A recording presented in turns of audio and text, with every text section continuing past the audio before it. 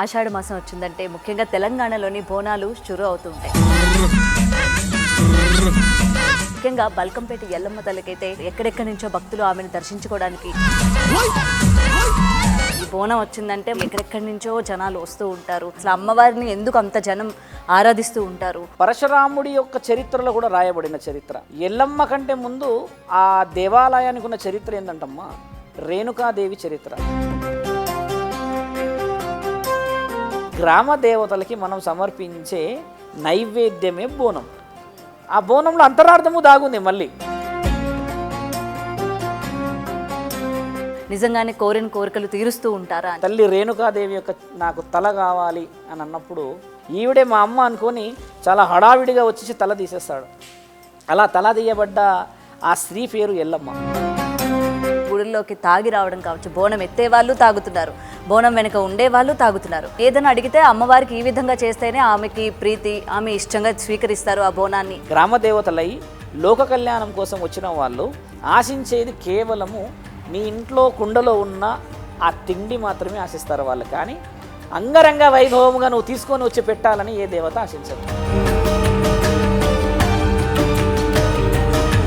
నిజంగా వాళ్ళ మీదకి అమ్మవారు వచ్చారు, మనం నమ్మొచ్చు అనడానికి ఎలా అసలు సంకేతాలు ఏముంటాయి? అమ్మ శరీరాల మీదకి ఎప్పుడు కూడా రాలేదు, రాదు కూడా. కుండల మీద కుండలు పట్టుకొని వెళ్తూ ఉంటారు కదా, నిజానికి అసలు ఏం పట్టుకొని వెళ్ళాలి, ఎలా చేయాలి? కేవలం 2 బోనాలే ఎత్తుకునే ఆనవాయితుంది. 2లో కూడా అర్థం ఉంది. మళ్ళీ ఒకటి అమ్మకి, ఒకటి మన ఇంటికి. పోతురాజు అంటే అమ్మవార్లందరికీ కూడా ఒక అన్న లాంటి వాడు అని చెప్తూ ఉంటారు కదా, అందరినీ కూడా కాచి కాపాడుతూ ఉంటారు అని చెప్పి. అత్యంత ప్రభావితమైన రంగు పసుపు. ఆడపిల్లలు కొంచెం చక్కగా సిద్ధమైతే ఆకతాయిగా చూసే వాళ్ళు కూడా ఉంటారు కదా. ఇలాంటి చూపుల నుంచి ఆడపిల్లని కాపాడడానికి పోతురాజు ఇరగోలలు పట్టుకొని ఉంటాడు. సుమారు 700 సంవత్సరాల నుంచి తెలంగాణ ప్రాంతంలో, ముఖ్యంగా ఇప్పుడు బల్కంపేట ప్రాంతంలో చేసుకుంటున్నందుకు ఎంతో గౌరవం మనకి.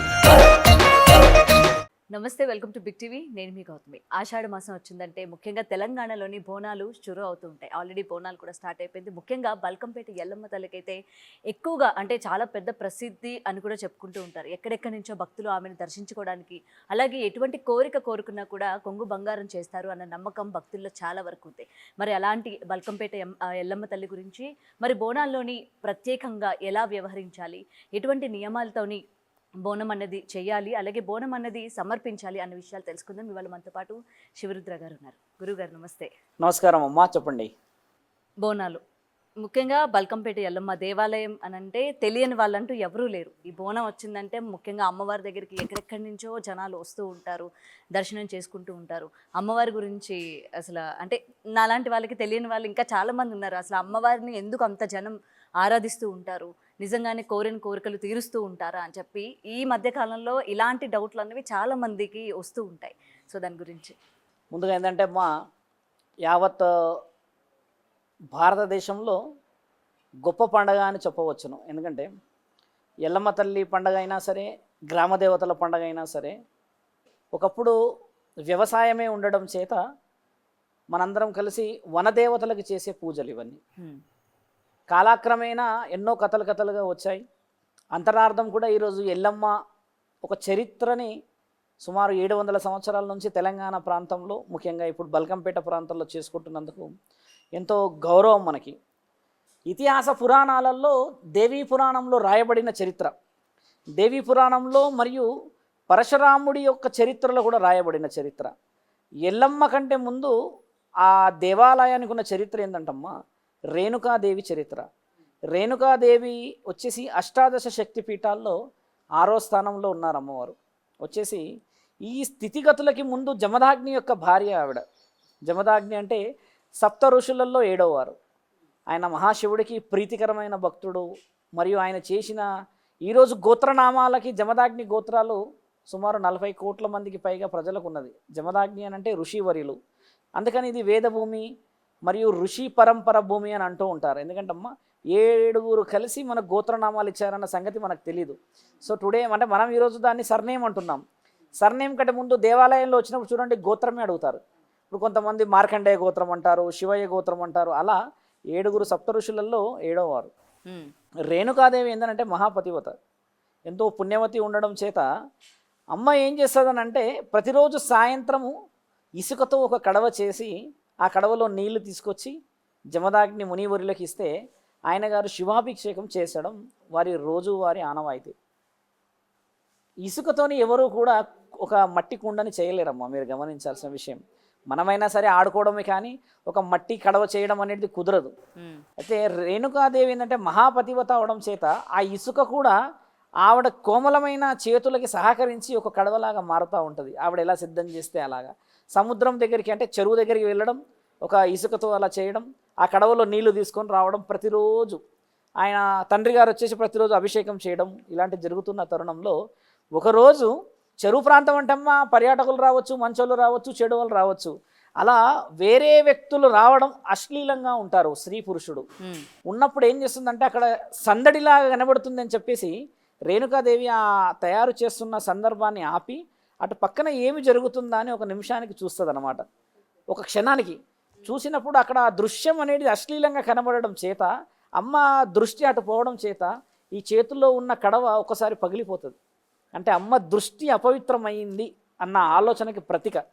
మళ్ళీ ఎంత సిద్ధం చేసినా ఆ కడవ సిద్ధం కాకపోవడం చేత ఆవిడ సంధ్యా సమయం దాటిపోయిన తర్వాత ఆశ్రమానికి చేరినప్పుడు జమదాగ్ని మహావీరులు వాళ్ళు అడుగుతారు ఎక్కడ ఉంది కడవ అని అన్నప్పుడు ఆయన గమనిస్తారు ఆవిడని చూసి ఏదో జరిగింది అక్కడ పొరపాటు అన్నప్పుడు, నీ యొక్క ఆలోచన చెడు వైపు అశ్లీలం వైపు ఒక క్షణం రావడం చేత పవిత్రతని నీవు కోల్పోయావు.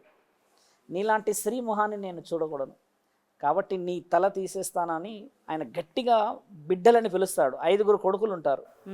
బిడ్డలను పిలవగానే పెద్ద కొడుకు రావడం, తండ్రి ఏం జరిగింది అని అంటే నీ తల్లి రేణుకాదేవి యొక్క నాకు తల కావాలి అని అన్నప్పుడు ఆయన నిరాకరిస్తాడు. అమ్మ తల తీయలేను అని అంటే జమదాగ్ని వర్యులు ఏం చేస్తారు, ఆయుధంతో ఈయన తల తీసేస్తాడు, నా మాటకి అడ్డుపడతావు అని.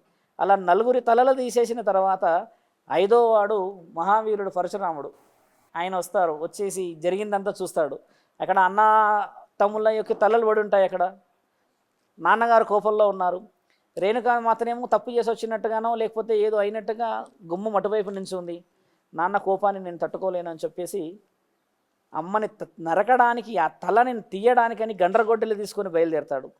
అప్పుడు అమ్మ అంటది గట్టిగా, ఆవిడ అంటే ఉత్కంఠమైన స్వరం, పుత్ర పరశురామ, నీ తండ్రి ఏదో ఆవేశంగా అన్నాడని చెప్పేసి నీవు గండ్రగొడ్డలు తీసుకొని నా తల నరకడానికి రావడం ఎంతవరకు న్యాయం? ఆలోచన లేదా అంటే లేదు, నాన్న మాటే నాకు వేదం అని చెప్పినప్పుడు ఆ రేణుకాదేవి పరిగెత్తుతూ ఉంటుంది ఇక తల నరకకూడదు అని కోపంతో. తండ్రి కొడుకులు ఇద్దరు కలిసి నా మీద పడ్డారు అన్న కోపంతో అమ్మ పరిగెత్తుతూ అమ్మ ఒక కొండ ప్రాంతానికి వెళ్ళిపోతుంది. కొండ ప్రాంతంలో గుహలోకి వెళ్ళిపోయిన తర్వాత ఆ గుహ బయటే ఇంకొక స్త్రీ స్నానం ఆచరించి కేశాలు ఇలా అనుకుంటూ ఉంటుంది. సహజంగా అయితే స్త్రీలు ఈ హెయిర్ ఇలా అనుకుంటూ ఉన్న ఆ తరుణం చూసినప్పుడు ఈవిడే మా అమ్మ అనుకొని చాలా హడావిడిగా వచ్చేసి తల తీసేస్తాడు. అలా తల తీయబడ్డ ఆ స్త్రీ పేరు ఎల్లమ్మ. ఆ ఎల్లమ్మ తల్లి తల అక్కడ తీస్తాడు. తీసిన తర్వాత అమ్మ బయటికి వస్తుంది రేణుకాదేవి. పరశురామ ఏం జరిగింది అని చెప్పి బయటికి రాగానే అమ్మ నువ్వు ఇక్కడ ఉన్నావు అని చెప్పి ఆవేశంతో వెళ్ళి ఆవిడ తల తీసేస్తాడు. తల తీసేయడం చేత అప్పటికి జమదాగ్నిలు అక్కడి నుంచి వస్తూ ఉంటారు హుటాహుటిగా. ఎందుకంటే తండ్రి ఏం జరిగిందో చూడాలి కదమ్మా. చూసేసరికి తండ్రి వచ్చేలోపు పొరపాటు సరిదిద్దాలని కొంచెం కంగారులో ఎల్లమ్మ తల్లి యొక్క దేహానికి రేణుకమాత యొక్క తల పెట్టేస్తాడు. ఈ రేణుకమాత దేహానికి ఎల్లమ్మ తల యొక్క తీసుకెళ్ళి పెడతాడు. ఇద్దరు లేచి చూసేసరికి దేహాలు వేరు తలలు వేరు ఉండడం చేత జమదాగ్ని వర్యులు వచ్చి చూసి ఏం జరిగిందో గమనించి, నీ దేహానికి గజ్జి తామరలు దురదలు పెట్టి ఏదైతే దేహాన్ని చూసి నువ్వు మురిసావో ఖచ్చితంగా అనుభవించి తీరుతావు అని ఒక శాపాన్ని పెడతాడు. శాపాన్ని పెట్టింది ఎవరికేనంటమ్మా, ఏ మొహం అయితే ఉంటుందో ఆ దేహం వచ్చేసి ఎల్లమ్మ తల్లిది ఉంటుంది. మొహానికి పెడతాడు, ఎందుకంటే మొహం చూసి నిర్ణయిస్తాడు. ఇంకొక శరీరము తల వచ్చేసి రేణుకామాత యొక్క మొహం ఉండి శరీరం వచ్చేసి ఎల్లమ్మ తల్లిది ఉండడం చేత అక్కడి నుంచి అమ్మ పరిగెత్తుతూ నాకు మళ్ళీ ఈయన గారు గండ్రగొడ్డలు తీసి తల నరుకుతాడేమో అన్న భయంతో ఒక్కసారి కొండ ప్రాంతం నుంచి అలా కింద పడ్డ ప్రాంతమే ఈరోజు బాయిలో వెలిసిన ఎల్లమ్మ తల్లి. ఆవిడ వెలిసినది స్వయంభు విగ్రహం అన్నమాట. అలా అమ్మ చరిత్ర అక్కడ ముగుస్తుంది. ఎల్లమ్మ తల్లి ఏం చేస్తుంది, ఆ దేశాటంలో తండ్రి పెట్టిన శాపానికి శరీరం అంతా దద్దుర్లు గజ్జి తామరలు రావడం, అమ్మ అడవిల పాలవుతుంది. అడవిలలో స్త్రీకి కూడా విలువ ఉండకపోవచ్చు, రాక్షసులే ఉండొచ్చు, మంచి చెడులు ఉండొచ్చు అన్న ఉద్దేశంగా సర్పరూపాన్ని ధరిస్తుంది. ధరించేసి అలా తిరుగుతూ ఉన్నప్పుడు ఒకానొక సమయంలో సంధ్యా సమయంలో ఋషివర్యులు వచ్చి ఆ సర్పాన్ని గమనించి సర్పం ఏదో కారణం చేత ఉన్నది అని చెప్పి సర్పాన్ని పాపం నుంచి విముక్తి కలిగిస్తారమ్మ. అలా రేణుకా తల్లి మా ఎల్లమ్మ తల్లి ఆ గజ్జి తామరలకు సంబంధించిన నీళ్లు ఇప్పటికి ఇస్తారు అక్కడ. మీకు వినిండవచ్చు, చాలామంది నీళ్లు తీసుకెళ్తారు స్నానాలకి చిన్నపిల్లలకి అయిందనంటే. అలా అమ్మవారికే స్వయంగా రావడం, అమ్మవారే ఇక్కడ వెలవడం అనేది మన దగ్గర నానుడి. ఇక్కడ అమ్మ 700 సంవత్సరాల క్రితము అదంతా బల్కంపేట ప్రాంతం అంతా అమ్మ వ్యవసాయ భూమి.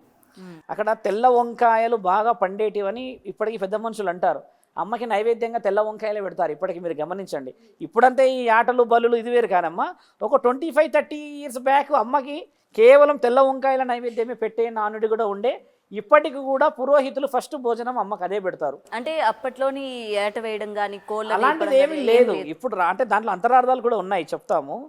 ఎల్లమ్మ తల్లి ఏం చేస్తాడంటమ్మా, ఒక కారణ జన్ముడు అక్కడ ఉన్న రైతు ఏం చేస్తాడంటే వ్యవసాయానికి నీళ్లు కావాలి అని చెప్పేసి ఆ ఊటలు నీళ్ళ కోసం తవ్వుతూ ఉంటే ఒక నీళ్లు ఉన్న ప్రాంతం కొంచెం ఊటలాగా పడుతుంది. పడి ఒక 10 అడుగులు లోపలికి వెళ్ళినప్పుడు అమ్మ ఎలాగైతే పడుతుందో ఇట్లా రేణుకామాత ఆ ఎల్లమ్మ తల్లి దేహంతో ఇలా తల కిందికున్న ఆ విగ్రహాన్ని ఇలా మలిపి చూస్తే అమ్మవారు విగ్రహం ఉంటుంది. అలాగా ఉన్నప్పుడు ఆయన ఒకసారిగా ఇంత చక్కటి రూపంతో ఒక దేవతని తలపించేలా ఉన్న ఈ స్త్రీ ఎవరో అని చెప్పేసి ఊరిలోకి వచ్చి పెద్దవాళ్ళకి చెప్తాడు ఆయన. పెద్దవాళ్ళకి చెప్పినప్పుడు ఆ గ్రామంలో ఉన్న వాళ్ళందరూ వేదాలని ఎవరైతే పఠిస్తారో ఈ ఋషులను వాళ్ళందరినీ పిలిపించి అసలు ఈ చరిత్ర ఏందో కనుక్కుంటే అప్పుడు ఈవిడ రేణుకామాత జమదాగ్ని యొక్క భార్య, ఎల్లమ్మ శరీరాన్ని పరశురాముడి వధించడం చేత ఈ విధంగా జరిగింది అని చెప్పి వాళ్ళ ఇద్దరి యొక్క కళ్యాణానికి గడియ తీస్తారనమాట. ఎందుకంటే భార్యాభర్తల ఇద్దరి మధ్యలో వైరం ఏర్పడి దూరం ఏర్పడిందన్న ఆ తరుణానికి వేదశాస్త్రంలో ఒక ఘోషణ ఉందమ్మా. పరశురాముడి చరిత్రలో దేవీ పురాణంలో రాయబడింది ఇది. మొన్న ఒక మిత్రుడు అడుగుతున్నారు ఏ పురాణంలో ఉందంటే వాళ్ళకి చెప్తున్నాము. పరశురాముడి పురాణంలో ఎల్లమ్మ తల్లి తల తీయడానికి గల కారణాలు రాయబడింది. అప్పట్లో నిర్ణయించిన పెళ్లినే మనం ఇప్పుడు జూలై 1న చేస్తున్నాం. అంటే ఇది మన ప్రభుత్వాలు నిర్ణయించట్లేదు, వేద శాస్త్రాలు ఎప్పటి నుంచో ఉన్న పురాణాలలోనే పాటిస్తున్నాం మనం. అలా అమ్మవారి చరిత్ర అక్కడ రావడం, ఆ క్షేత్రాన్ని పాలించేది నల్లపోచమ్మ తల్లి, క్షేత్రపాలకురాలు. అక్కడ ఎల్లమ్మ తల్లి బాయిలో ఉండడం చేత ఏమవుతుందంటే అమ్మ శివుడి యొక్క ఆకాశవాణి వినబడుతుంది.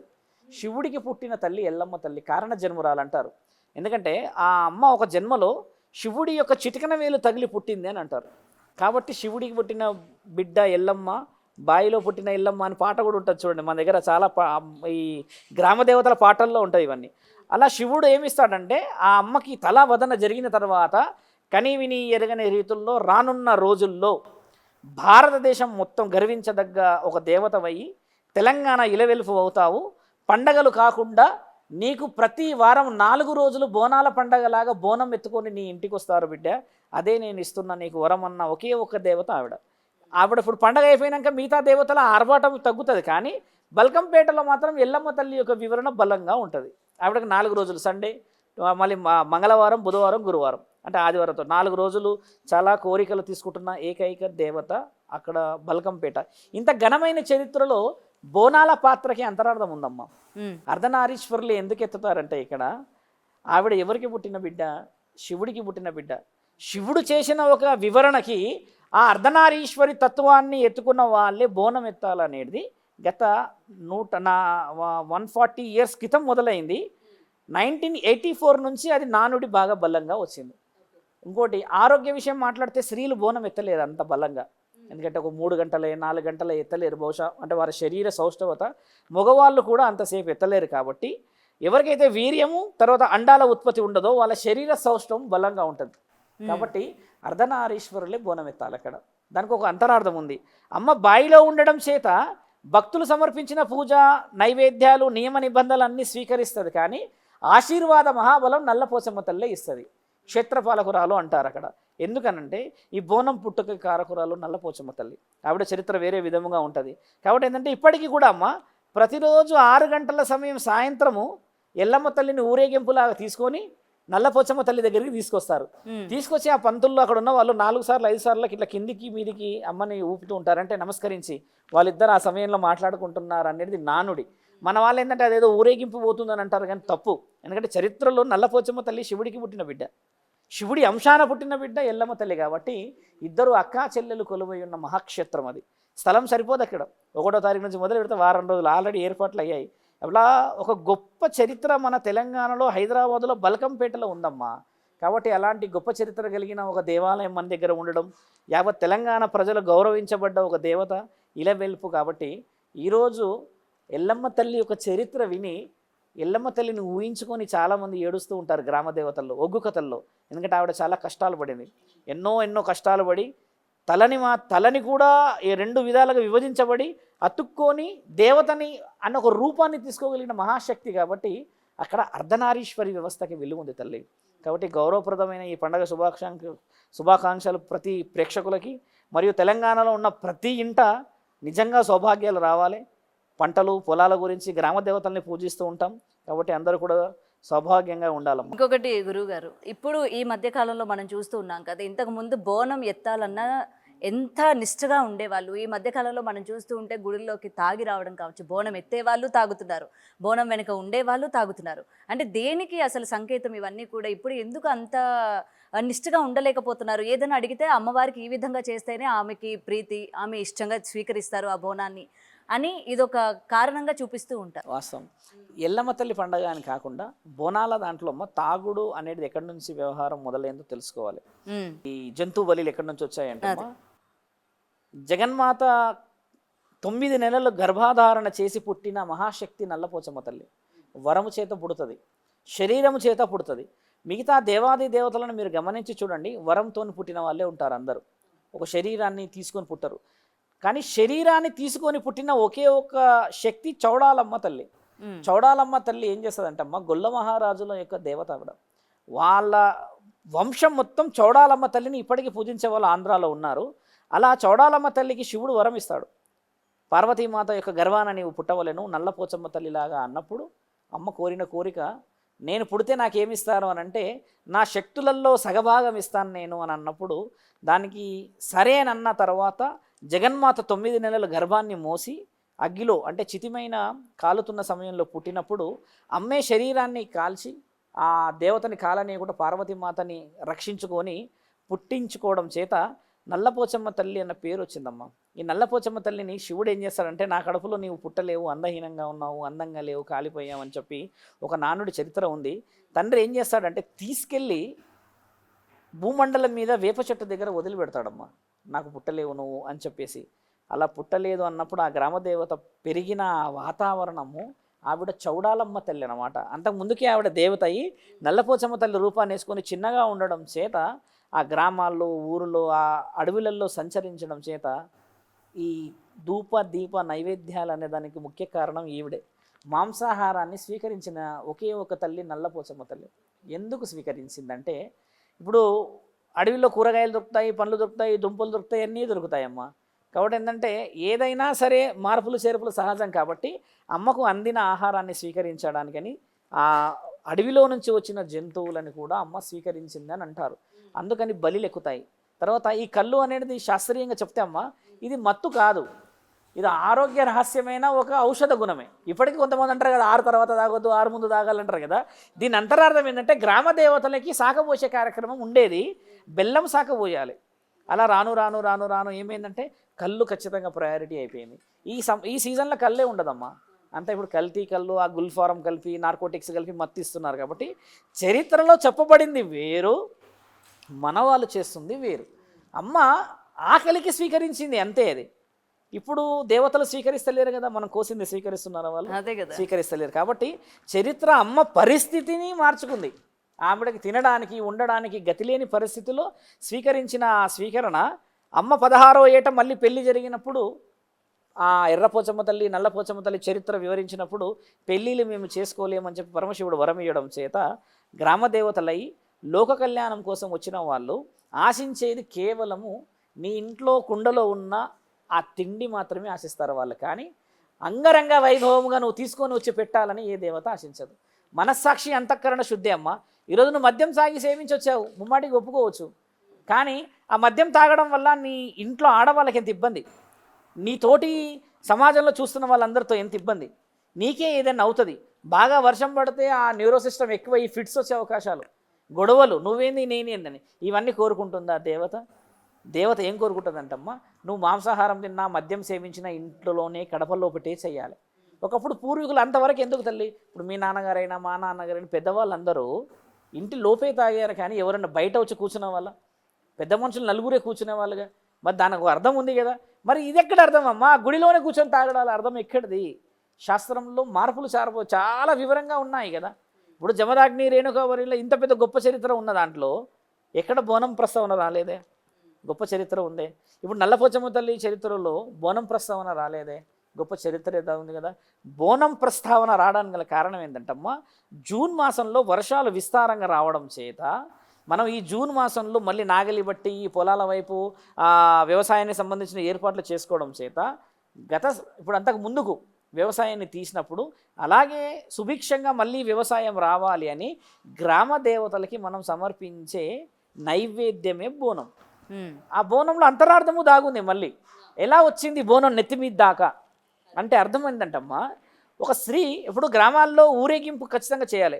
ఇప్పటికైనా మనము ఇలా ఊరేగింపు విగ్రహాలు వీధుల్లోకి ఎందుకు వస్తాయంటే, నా దాకా భక్తులు రాకపోతే నేను వస్తాను అనేది దాని అంతరార్థం. అంతేగాని ఆ గుడికి సంబంధించిందో పేరు ప్రత్యేకతలకు రారు. కొందరు భక్తులు ఉంటారు వికలాంగులు, కొంత భక్తులు ఉంటారు గుడ్డివాళ్ళు, కొందరు ఉంటారు నిజంగా నిస్సాయితీ స్థితిలో ముసలి వాళ్ళు రాలేరు కదా.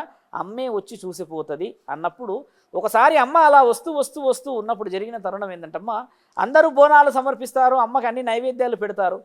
అన్నీ జరిగిన తర్వాత ఒక స్త్రీ మాత్రం పెట్టకపోతే అమ్మ అడుగుతుంది, బిడ్డ రాలేవేమిటి అంటే, అమ్మ ఒక దేవతవి నీవు, మా గ్రామాన్ని కాపాడే గ్రామ దేవత కాబట్టి నీకు నైవేద్యాలు అన్నీ బలమైనవి పెట్టారు, అంటే ఎట్లంటే పౌష్టికమైనవి, కానీ నా దగ్గర పెట్టే పరిస్థితి లేదు, నా దగ్గర ఉన్నాయి నూకలు మాత్రమే, పచ్చి పులుసు మాత్రమే అమ్మ అని అంటే, ఆ మనస్సాక్షిని అమ్మ నచ్చి అది మాత్రమే నేను స్వీకరిస్తాను, నువ్వు ఇష్టంగా నా దగ్గరికి తీసుకురా అన్నప్పుడు అమ్మ ఆ పొయ్యి మీద పెట్టి కాలుతున్నప్పుడు ఆ కట్టెల పొయ్యి పెట్టి ఆ కుండ పెట్టి దాంట్లో సగం వరకు ఆ నూకలు పోసి అది బాగా ఉడికిన తర్వాత దాంట్లో పచ్చిపులుసు పోసి ఆ వేడి కుండ నడుము మీద పెట్టుకుంటే ఇబ్బంది అవుతుందని ఆ కండవాలు అయితే వ్యవసాయంలో అందరికి ఉంటాయి కమ్మా, ఆ నెత్తి మీద పెట్టి ఆ పరుగెత్తుకుంటూ వచ్చిన తరుణం నచ్చిన ఆ తల్లి ఇలా 5 వేలు పెట్టి స్వీకరించి తిన్నది అని అంటారమ్మ చరిత్రలో.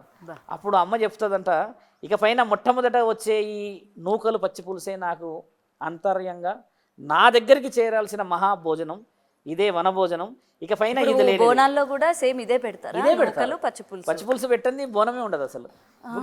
ఇప్పుడు దద్దోజనం చేస్తారు, పులిహోర చేస్తారు, పరమాన్నం చేస్తారు, పెరుగన్నం చేస్తారు, ఏది చేసినా పచ్చిపులుసు లేనిదే అమ్మ స్వీకరించదు. ఇది అంతరార్థం పెద్ద మనుషులకు తెలుసు. ఇంకా ఇప్పుడు నువ్వు సమర్పించుకుంటున్నావు, నీ దగ్గర డబ్బులు వెలుగో లేకపోతే నీకు అమ్మ కొన్ని కోరికలు తీర్చడం వల్ల నువ్వు బంగారు బోనం కూడా సమర్పిస్తున్నావు, కానీ అమ్మ బంగారు బోనంలో ఉన్న పవిత్రతని స్వీకరిస్తుంది. అక్కడ కూడా చూసింది ఆ భక్తురాల దగ్గర నిస్సహాయత స్థితిలో కూడా నాకు పెట్టాలి అని పరిగెత్తుకుంటూ వచ్చిన ఆ తరుణం చూసి ఇప్పటికీ అదే పాటిస్తున్నాం వల్ల మనం. ఇలా కుండలో చేస్తున్న బోనమే అమ్మ స్వీకరిస్తుంది తల్లి. కుండలో చేయడానికి కూడా అంతరార్థం ఏంటంటే, ఒకప్పుడు పాత్రలన్నీ కుండ పాత్రలే, అంటే మనం అన్ని ఇవి గాజులు ఇలాంటివి లేవు కదమ్మా. అలాంటప్పుడు ఎలాంటి కల్మషం లేని ఒక వ్యక్తి చేసిన మట్టి మనుషుల పాత్రలో అమ్మకి స్వీకరణనే చాలా ప్రశాంతత. ఇది వివరించబడింది మన దగ్గర. గ్రామ దేవతల్లో ఒగ్గు కథల్లో చెప్తారమ్మా ఇవన్నీ. చెప్పినప్పుడు వాళ్ళు 2 రోజులు 3 రోజులు చెప్తారు ఆ కథలు. ఇప్పుడు నేను చెప్పింది రేణుకామాత చరిత్ర, నల్లపోచమ్మ చరిత్ర కూడా మన దగ్గర ఉంది. ఊర్లో అయితే అది పెట్టుకొని ఏడుస్తారు కూర్చొని, వాళ్ళు పడ్డ బాధలు చూసి. నేను ఏంటంటే అంతరార్థం చెప్తున్నా, కానీ ఒక 3-4 గంటల వ్యవధిలో అన్నీ చూపిస్తారు. ఇలా ఈ బోనాల పండగ పుట్టుకకి ముఖ్యమైన కారకుడు పరమశివుడమ్మ. ఆషాఢ మాసాన నల్లపోచమ్మ తల్లిని ఇంటికి తీసుకొచ్చుకొని ఆ అమ్మ 16 సంవత్సరాల భూమి మీద ఉండడం చేత, ఆ భూమి నుంచి పైకి రావడం చేత తండ్రి కూతుళ్ళ మధ్యలో ఒక ప్రేమ అనుబంధం ఏర్పడిన రోజు ఆషాఢం మొదటి రోజు. తండ్రి ఏం చేస్తాడు, భూమండలం మీద నీకోసం గ్రామాల్లో పొలిమేరల్లో అందరూ ఎదురు చూస్తూ ఉంటారు, మీరు గ్రామ దేవతల్లాగా పూజలు నియమ నిబంధనలను అందుకోవాలి బిడ్డ, మీరు లేని సమక్షంలో భూత పేత పిశాచాలు పొలిమేర దాటి ఊరిలోకి వస్తాయని చెప్పి పొలిమేరలో పోతరాజులను కూడా పెట్టిన మహాచరిత్రం అన్నది. ఒక్కొక్క చరిత్ర అంతరార్థం బలంగా ఉంది మన దగ్గర. ఈరోజు ఏదో వివరంగా చేసుకుంటున్నాం చూపిస్తున్నా, ఈ ఆర్భాటం కాదు. ఒకప్పుడు బోనాల పండుగ అంటమ్మా 1000-1500 ఉన్న కడపలు ఒకేసారి వచ్చేటివి. ఈరోజు అలా లేదు. ఎవరు వాళ్ళు వస్తున్నారంటే వాళ్ళ పరిస్థితి రీత్యా తక్కువ అంచనా కాదు. అమ్మ చూడండి పండగలో ఆశించింది ఏంటి, పచ్చిపులుసే. మరి పచ్చిపులుసుకు మరి హంగు హరపాటం అమ్మ ఆశించలేదు కదా. అమ్మ ఆశించింది ఏంటంటే నిండు సౌభాగ్యంగా మీరందరూ ఉండి పెట్టిందే నాకు నిజమైన పండగ. కానీ కొంతమంది ఈ రోజుల్లో మీరు అన్నట్టుగా అమ్మ ఆ పండగ చేయడానికి సంవత్సరం ఎదురు చూస్తారమ్మా. అలాంటి సౌభాగ్యవతులు ఇంకా ఉన్నందుకే ఈ తెలంగాణ చరిత్ర గురించి చెప్పుతూ పోతూ ఉంటే ఇంతేనా మన చరిత్ర, ఇంకెంతుందో అని అనుకున్నామని కొంతమంది అనుకుంటే, కొంతమంది ఇంత గొప్ప చరిత్ర అని అనుకునే వాళ్ళు ఉన్నారు. బల్కంపేట అయినా, ఇప్పుడు నల్లపోచమ్మ తల్లి చరిత్రలైనమ్మా, ఈ 7 గ్రామ దేవతల చరిత్రల్లో రాయించబడ్డాయి. దాన్ని చదివితే బాగుంటుంది. గురుగారు, గతంలో మనం మాట్లాడుకున్నాం ఇలానే అమ్మవారు బోనం ఎత్తినప్పుడు కావచ్చు, లేకపోతే అమ్మవారు మీదకే వస్తున్నారు అని చెప్పి చాలా మంది చేస్తూ ఉంటారు కదా. ఇప్పుడు ఈ బోనం టైంలో మనం ఎక్కువ శాతం ఇలాంటివి చూస్తాం. మరి ఇలాంటి వాళ్ళని భక్తులు ఏంటంటే అమ్మో దేవుడు వాళ్ళేరు అని చెప్పి వెంటనే వాళ్ళకున్న కష్టాలన్నీ చెప్పేయడము, అక్కడే కూర్చోవడం, లేకపోతే ఇంటికి రమ్మ అని పిలవడం కావచ్చు, దక్షిణ ఇవ్వడం, లేకపోతే డబ్బులు పెట్టడం, ఇలాంటివన్నీ చేస్తూ ఉంటారు కదా. ముఖ్యంగా నిజంగా వాళ్ళ మీదకి అమ్మవారు వచ్చారు, మనం నమ్మొచ్చు అనడానికి ఎలా అసలు ఆ సంకేతాలు ఏముంటాయి? ఒక కారణ జన్మల చేతనే అమ్మవారి శరీరాన్ని స్వీకరిస్తుంది. మీరు అన్నది ఏంటంటే ఒక శరీరాన్ని పూనడం. ఎందుకంటే అటు పోతరాజుల మీద పూంటారు, లేకపోతే పోతరాజుల మీద అంటే అమ్మ శరీరాల మీదకి ఎప్పుడు కూడా రాలేదు, రాదు కూడా. అమ్మ వచ్చేది అంశలో ఉన్న వంశం మీదకే రాగలదు. అంశ అంటే ఏంటంటే అమ్మ, ఇప్పుడు మీ వంశానికి ముందు పేరు అంశ, ఆ అంశలో ఉండేది దేవత. ఇప్పుడు మీరు ఫలానా ఒక స్త్రీ జగదాంబికాదేవిని పూజిస్తున్నారంటే, జగదాంబికాదేవి చరిత్ర మీకు 200-300 సంవత్సరాల క్రితం నుంచి ఉంటేనే నీవు ఇష్టమైన బిడ్డవి, నీవు ప్రీతికరమైన ఒక కారణ జన్మురాలవి. సడన్గా మీ ఇంట్లోకి నల్లపోచమ్మ తల్లి ఎంట్రీ కాదు. ఎందుకంటే దేవత అంశంలో పుట్టడమే మన వంశం. ఆ వంశదేవత అని ఎందుకంటారమ్మా? మీరు సినిమాల్లో కూడా చూడండి, ఇలవెల్పు అంటే ఇంటి లోపట ఉండేది ఆడవాళ్ళే. కులదైవం అనేవాళ్ళు ఏంటంటే వంశం ఎక్కడున్నా కూడా దేవుడు ఒక్కళ్ళే ఉంటారు వాళ్ళకి. ఇలవెల్పులు మారుతూ ఉంటారు. ఇప్పుడు మీరున్నారు, మీరు వేరే ఇంటికి వెళ్ళినాక వాళ్ళ ఇంట్లో ఉన్న ఇలవెల్పుని పూజించాలి. ఇక్కడ మన వాళ్ళు ఏంటంటే ఎల్లమ్మ తల్లి కానీ, భవానీ మాత కానీ, ముత్యాలమ్మ, కనకాల కట్టమేసమ్మ, పెద్దమ్మ తల్లి యొక్క ఆ వివరణలు, వాళ్ళ చరిత్రలు విని ఆ ఊహించుకొని వాళ్ళ గొప్పతనాన్ని శరీరాల మీదకి తెచ్చేసుకునే విధంగా భక్తిని చూయిస్తారు. కానీ శరీర అవరోధన ఏ చరిత్రలో దాగి లేదు, ఏ దేవత రాదు. కానీ కారణ జన్ముల చేత ఒక మాట ఏం రాయబడింది మన దగ్గర అంటే శరీరాన్ని పూనుతారు. ఇది మాత్రం నేను నమ్ముతా. ఇలా పూనే వాళ్ళు ఇప్పటికి ఉన్నారంటే నమ్ముతాము. ఎందుకంటే ఒక భవిష్యవాణి అనేది మన దగ్గర ఎలా చెప్తున్నారంటే అమ్మ, పంచభూతాల సాక్షిని మాట్లాడేదే భవిష్యవాణి. మీరు అన్నట్టుగా ఇంకో వివరణ లోపలికి వెళ్తే అమ్మ, ఒక శరీరాన్ని దేవత ఆవహించదు, కానీ ఆత్మని ఆవహిస్తుంది. బొట్టు పెడతారు, మీరు చూసారా సినిమాలలో కానీ, అక్కడక్కడ కొన్ని బొట్లు పెడతారు. ఇక్కడే బొట్టు ఎందుకు పెడతారంటే నీ శరీరం మొత్తం డిపెండ్ అయిన ట్రాన్స్ఫార్మ్ ఇది. అంటే నీకు ఇక్కడ ఆత్మ కొలువై ఉన్న చోటు. కొందరు ఈ ధ్యాస బాగా వేదాంతం పలికిన వాళ్ళు, వేద పండితులు చెప్తుంటారు ఆత్మ కొలువై ఉన్న ప్రాంతం ఇది కాబట్టి దాన్ని పరమాత్ముడు చూసి కాపాడుకుంటాడని. శ్రీ మంజునాథ సినిమాలో ఒక వ్యక్తి వచ్చేసి జాతకాన్ని చూడడానికి శక్తి సంపాదిస్తాడు చూడండి, ఆ రాజు ఇక్కడే చూస్తాడు. అంటే భవిష్యత్తు, నీ ఆత్మ కొలువై ఉన్న దాన్ని పరమాత్మ ద్వారా స్వీకరించవచ్చు. అక్కడికి వచ్చి చెప్పి భవిష్యవాణి వినిపించే వాళ్ళు లేరు ఇప్పుడు. ఎందుకు లేరు? ఒక వ్యక్తి ఉన్నారు ఉజ్జయిని మహంకాళి దగ్గర అని అంటే వాళ్ళు 200 సంవత్సరాల చరిత్ర వాళ్ళది. 4వ తరంలో పుట్టిన స్వర్ణలత ఆవిడ. అంటే వాళ్ళది ఒక చరిత్ర ఉంది. అంతకుముందుకు ఓ స్త్రీ ఉంది, అంతకుముందుకు ఓ స్త్రీ అలా ఉంది కదమ్మా. అలా వంశ ఆది బీజం నుంచి తెప్పించుకుంటుంది ఆవిడ. మరి వీళ్ళందరూ ఎక్కడోళ్ళు అంటున్నాను. నా బాధ కూడా అదే.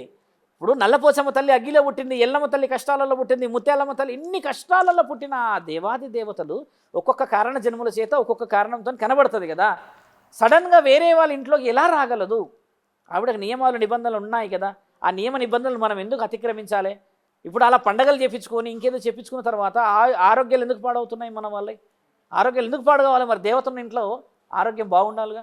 నేను అనేది ఏంటంటే మీ వంశంలో ఒక దేవత ఉంటుంది, ఆవిడ అనుమతి లేకుండా ఏ దేవత రాలేదు.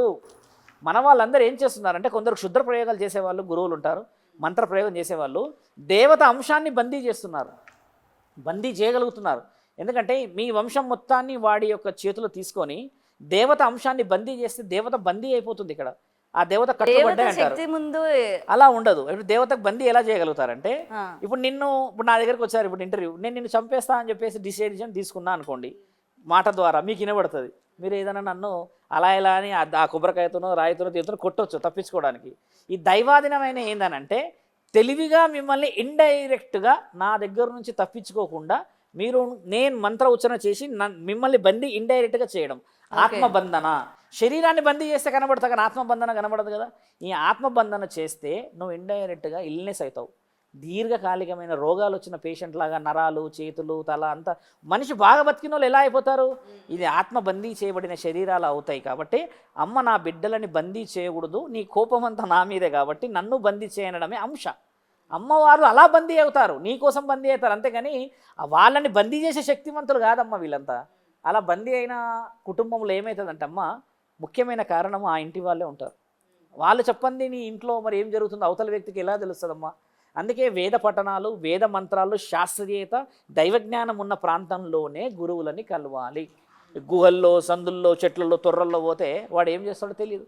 ఇప్పుడు చాలామంది అదే బాధ. వచ్చాడమ్మా మహానుభావుడు, చెప్తుందా అమ్మ మహబూబ్నగర్లో వచ్చాడు, పూజ చేశాడంట. పూజ చేసి ఆ అమ్మ గాజులు, ఇది చాలా తెలియాల్సిన విషయం, గాజులు తీశాడంట అమ్మవాడు. గాజులు వేయాల్సిన ఒక గురువు, ఒక సాధువు ముత్తైదు గాజులు తీశాడు. తీసి ఆ గాజులన్నీ ఒక కర్రకి, త్రిశూలం లాంటి ఇంత బారేడు త్రిశూలానికి పెట్టి ఆ కర్రని అలా కిందికి గుచ్చేశాడంట ఒక ప్రాంతం పూజ చేసిన దగ్గర.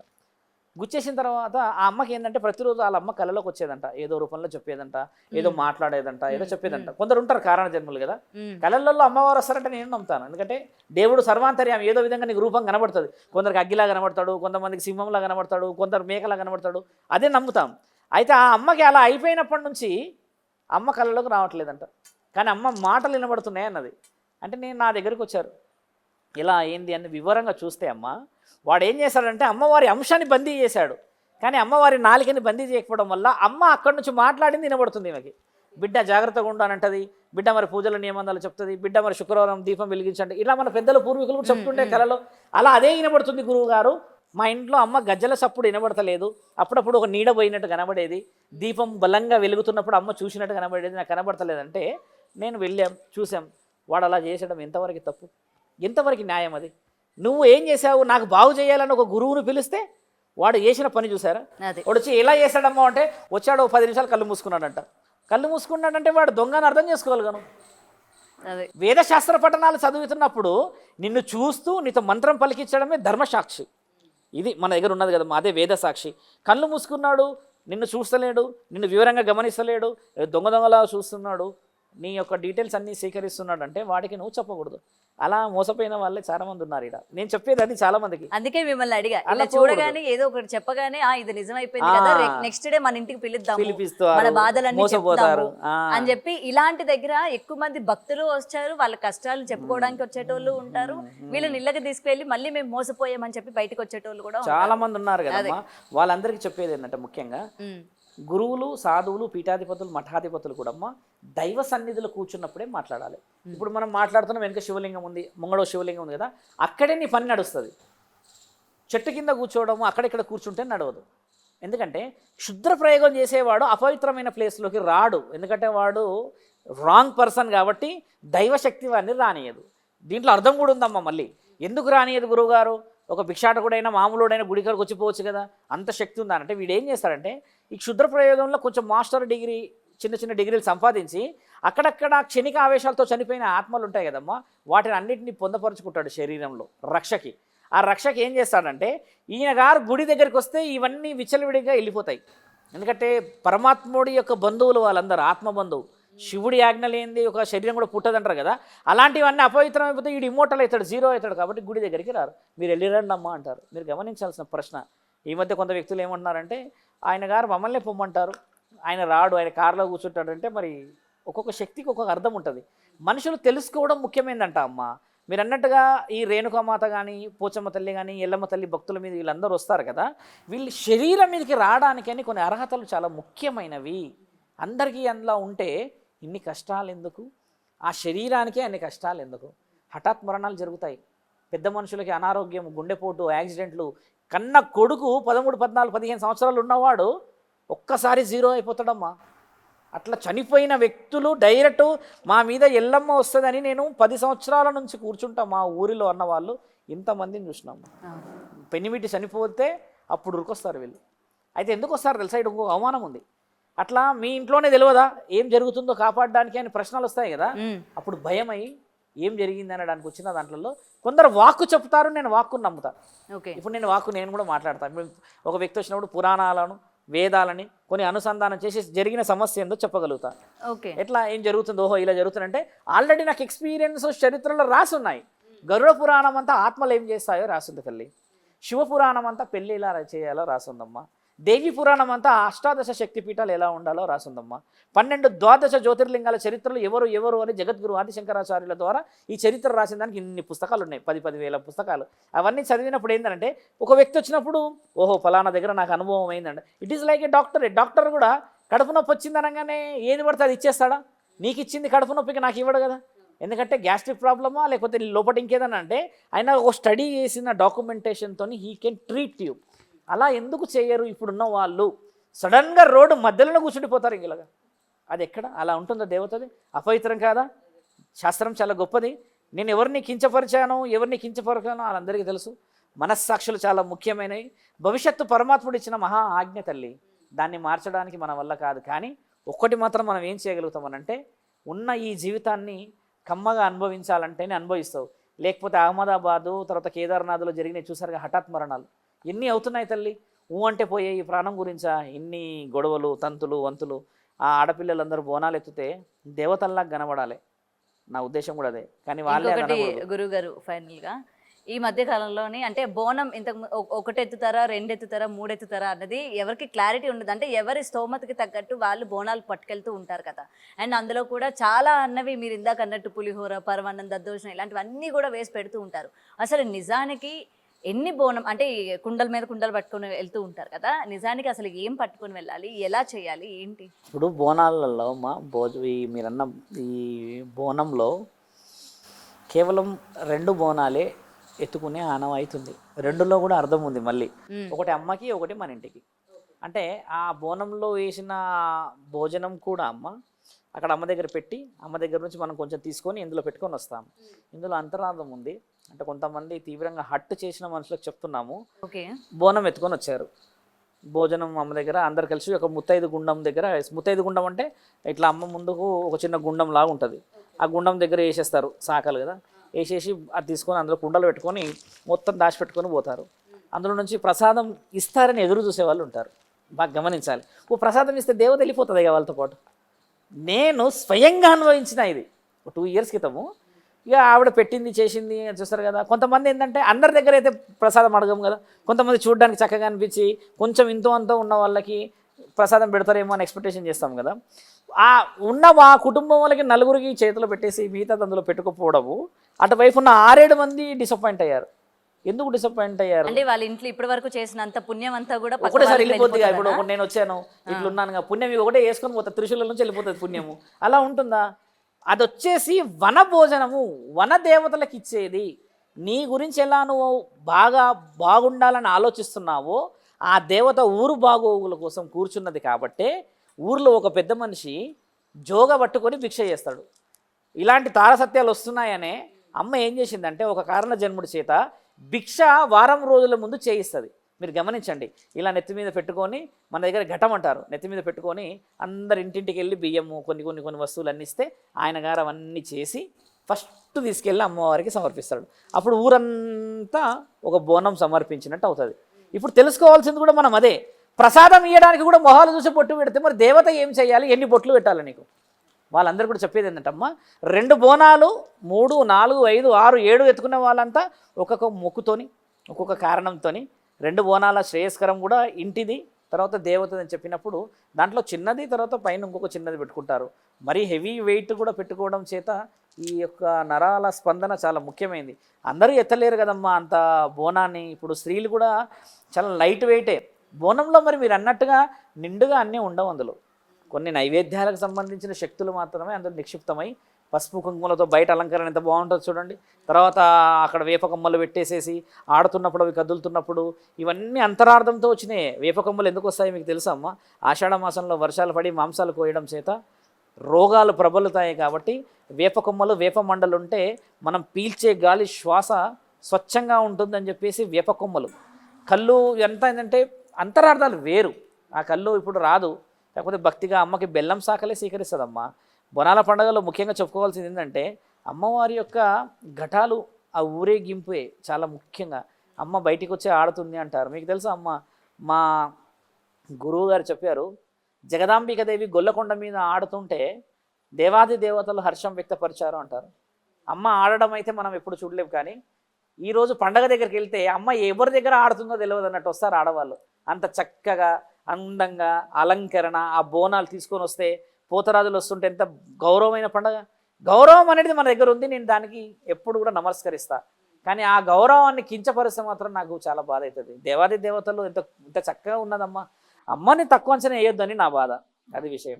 ఇప్పటి వరకు కూడా బోనం ఎత్తే వాళ్ళ గురించి, అలాగే బోనం మోసే వాళ్ళ అంటే వీళ్ళ గురించి తెలుసుకున్నాం కదా. పోతురాజుల గురించి చెప్పండి గురువు గారు. అసలు పోతురాజులు ఎక్కడి నుంచి స్టార్ట్ అయ్యారు? అండ్ వీళ్ళు పోతురాజు అంటే అమ్మ వాళ్ళందరికీ కూడా ఒక అన్న లాంటి వాడు అని చెప్తూ ఉంటారు కదా, అందరినీ కూడా కాచి కాపాడుతూ ఉంటారు అని చెప్పి. పోతరాజుల పాత్ర మన చరిత్ర పురాణాలలో వివరణ ఎలా చెప్పొచ్చు అంటే అమ్మ, పోతరాజులు పుట్టింది ఒక గ్రామ దేవత దగ్గర ఉన్న వ్యక్తులు. ఓకే. చౌడాలమ్మ తల్లి ఎవరైతే ఉన్నారో అమ్మ, నేను గతంలో నల్లపోచమ్మ తల్లి గురించి చెప్పినప్పుడు, చౌడాలమ్మ తల్లి ఒక గ్రామ దేవత అయి ఉంటుంది. ఆ గ్రామ దేవత దగ్గర సేవకులు, అందులో ఒక కారణ జన్ముడు అమ్మనే చూసుకుంటూ అమ్మ దగ్గరే ఉంటాడు భక్తులు కొంతమంది.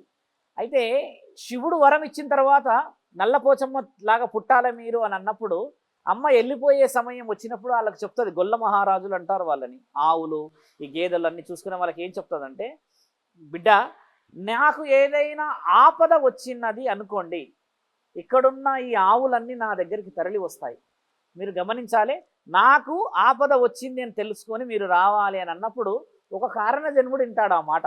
అంటే అమ్మ దగ్గరే ఉండేవాడు. ఇప్పుడు మనం కూర్చున్నాము, ఈయన వచ్చి ఇక్కడ కూర్చున్నాడు అబ్బాయి, ఇలా అతను అది విని అమ్మనే చూసుకుంటూ కొంత సేవకులు ఉంటారు కదమ్మా. అలా నల్లపోచమ్మ తల్లి పుట్టినాక శివుడు ఏం చేస్తాడంటే, ఈమె నాకు పుట్టలేదు అని చెప్పేసి తీసుకొచ్చి అడవిలో పాలు చేసినప్పుడు అమ్మని ఎక్కడ బందీ చేయలేకపోతాడు తండ్రి. వేప చెట్టు కింద పెడదామా, అక్కడ కూడా ఆమె ఉండదు. కొండలో పెడదామా, కొండ పోచమ్మ. అలా ఉండడం చేత అమ్మని శివుడు వేప చెట్టు కింద పాతేస్తాడు. పాతేసినప్పుడు ఆ మట్టిలో పోస్తాడు కదా, మట్టి పోయగానే అమ్మ ఊపిరి బిగిస్తున్నదన్న సంగతి అక్కడ ఉన్న ఆవులకు తెలుస్తుంది. తెలిసినప్పుడు అమ్మ మాటిస్తుంది కదా, ఆ ఆవులతో పాటు ఈయన పరిగెత్తుకొస్తాడు. అమ్మకి ప్రమాదం ఉంది, కలలో కనబడుతుంది, బిడ్డ ఈ విధంగా నేను బందీ చేయబడిన పరమశివుడి ద్వారా అన్నప్పుడు అమ్మ దగ్గరికి వీళ్ళు హుటాహుటిన ఉరిగొచ్చి అక్కడ ఉన్న ఆవులను నిలబడి పాలు కిందికి ధారలాగా పోస్తే ఆయన హడావుడిగా తీసి చూస్తాడు. చూసినప్పుడు అమ్మ అక్కడ కింద ఉన్న తరుణం చూసి బాధపడతాడు.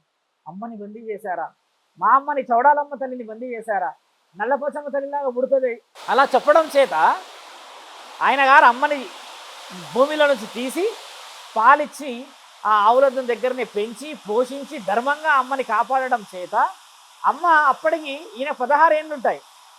ఈ అమ్మ 16 ఏళ్ళు వచ్చినప్పుడు ఆయనకి 32 ఏళ్ళు ఉంటాయి. అంటే అప్పుడు మన పోతరాజు అన్న అవుతాడు కదా, కానీ పోతరాజు అమ్మకి అసలైన తమ్ముడు చౌడాలమ్మ దగ్గర. కాబట్టి పోతరాజుని తమ్ముడు లాగానే వర్ణిస్తారు మన వాళ్ళు. ఎందుకంటే చౌడాలమ్మ దగ్గర చిన్నోడు కదమ్మ, అమ్మ కారణం చేత అక్కడ పుట్టింది. ఇలా పుట్టడం చేత పోతరాజు ఎర్రపోచమ్మ తల్లి పెళ్ళయ్యేటప్పుడు నల్లపోచమ్మ తల్లి, బిడ్డ పోతరాజు తమ్ముడా, నాకు నా తండ్రి పరమశివుడు నాకు పెళ్లి చేయాల్సింది వదిలి ఎర్రపోచమ్మ తల్లికి పెళ్లి చేస్తున్నాడంటే ఆ పెళ్లి కొడుకుని చంపుతాడు ఈయన వెళ్ళి. పోతరాజుగా హక్కు ఉంటుంది, ఎందుకంటే ఆ చెల్లెకి అమర్యాద జరిగితే ఊరుకోడు కదా. అవును, గావుకేక పెట్టి కాలి పండ్లతో మాత్రమే గొంతు పికిలిచ్చి చంపే హక్కు ఆయనకు ఉంటుంది. అలా అక్కని కాపాడుకోవడానికని పోతరాజు పుట్టి అక్క దగ్గరికి వచ్చేయడం చేత చౌడాలమ్మ తల్లి రప్పించుకున్న మహాశక్తి స్వరూపుడు. ఈ వివరణ రాయబడింది మళ్ళీ మన దగ్గర పోతరాజుల చరిత్రలో. వాళ్ళు ఎలా వచ్చారు, పొలిమేరలో ఉంటారంటే అక్క ఉండేది ఊరిలో కదా.